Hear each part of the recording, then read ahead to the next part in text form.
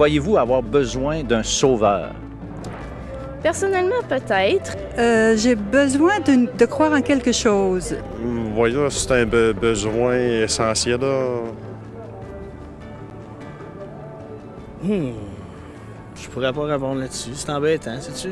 Vous pensez avoir besoin d'un sauveur? D'un sauveur? Ouais, mon sauveur, c'est moi. Ouais, puis parce que, en fait, si t'as pas de sauveur, t'es mort dans le fond.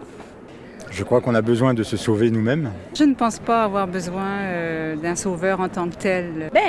C'est juste le fait de vivre. On se sauve par nous-mêmes. Je crois pas de moi-même, je peux y arriver.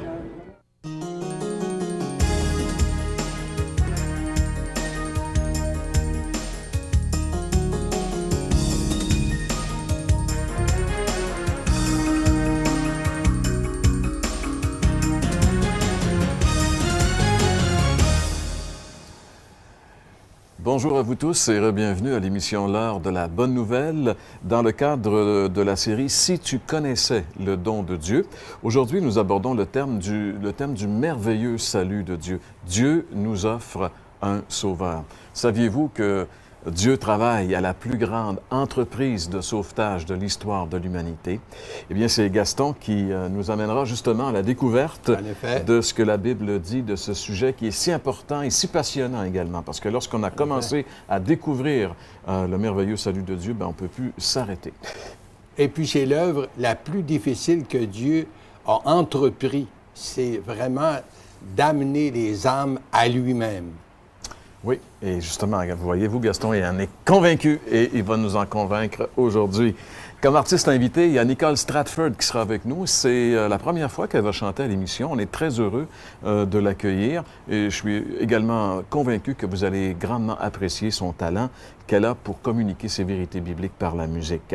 Je vous rappelle également que les Déjeuners de l'Espoir, avec qui nous travaillons en collaboration, ces déjeuners ont lieu un petit peu partout à travers la province de Québec. Pour savoir s'il y a un déjeuner dans votre région et où ce déjeuner a lieu, vous n'aurez qu'à composer le numéro de téléphone sans frais qui va apparaître dans un petit instant.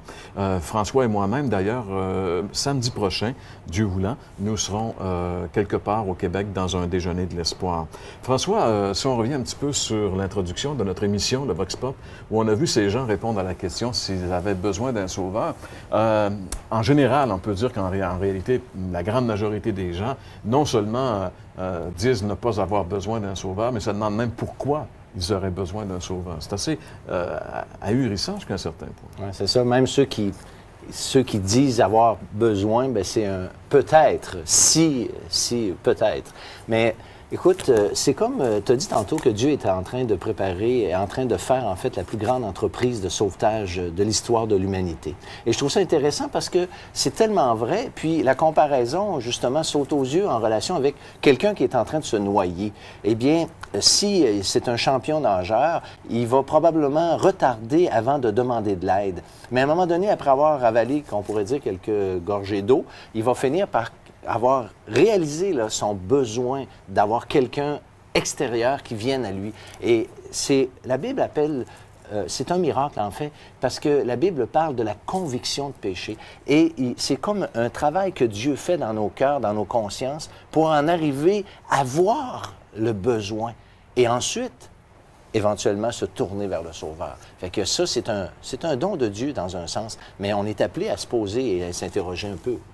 Alors, merci François. Et de toute façon, pour en savoir plus long sur ce sujet, demeure avec nous. C'est ce dont nous parlons aujourd'hui à l'émission L'heure de la bonne nouvelle.